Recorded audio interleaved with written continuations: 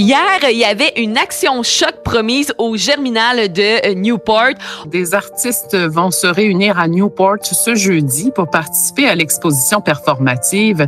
Il n'y a pas moyen de voir de l'art pour revendiquer en fait un meilleur financement pour les arts et la culture auprès du fédéral et du provincial. Les artistes, nous sommes une voix collective. Nous sommes le miroir des gens qui vivent sur notre territoire, le reflet de leurs sentis, leur psyché, leurs histoires, leurs aspirations, leurs rêves. Nous racontons le matrimoine et le patrimoine. Ça dénonce le sous-financement du milieu des arts et de la culture au Québec. Ce sous-financement-là, en fait, c'est pas qu'il y a une diminution dans le budget, c'est juste que, premièrement, c'est un peu cliché, les artistes et le milieu de la culture sont pauvres, là, c'est reconnu. Mais là, en ce moment, c'est que le coût de la vie augmente. C'est pas juste le coût de la vie, le logement, c'est difficile. Et là, tous les coûts associés à faire une production artistique, que ce soit le déplacement, le matériel ou encore engager des techniciens, des techniciennes, tout ça augmente. Donc, ce qui se passe, c'est que, étant donné que le budget reste le même et que plusieurs artistes demandent des plus grandes sommes pour compléter leur projet, c'est qu'il y a beaucoup d'artistes qui se voient refuser leur projet. Puis ça, c'est une constatation que beaucoup d'artistes voient dans leur propre milieu et qui vivent là comme expérience. Les arts projettent une vision poétisée, écrite, imagée, imaginée, illustrée, chantée du regard qu'on porte sur notre vie, sur nous-mêmes et sur le monde. L'art, c'est ce qui nous permet de transcender notre matérialisme accablant pour tenter des expériences qui nous permettent de vivre des émotions, de générer de l'empathie et d'évoluer.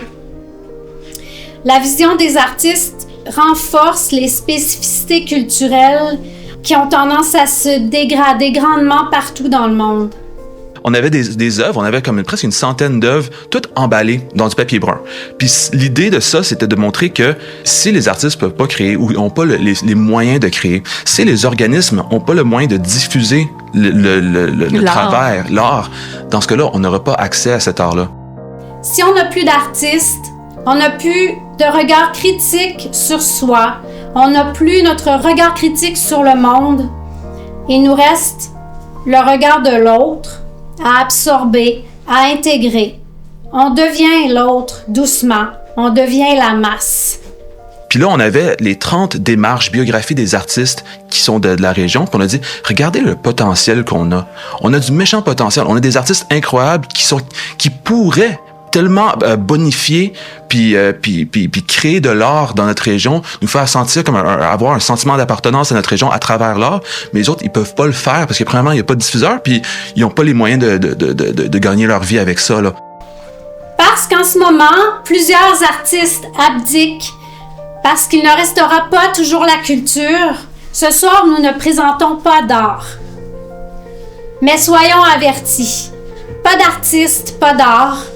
Pas d'art, pas de culture. Pas de culture, pas de langue. Merci.